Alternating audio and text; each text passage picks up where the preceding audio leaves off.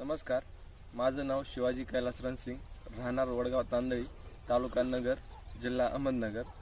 तुम्ही पाहू शकता, आपण जर नॅनो बूस्टर कॅप्सूल याच्या आतापर्यंत आमच्या कांद्यासाठी 2 फवारण्या घेतलेल्या आहेत आणि आता पूर्ण कांदा झालेला आहे 3 महिन्याचा।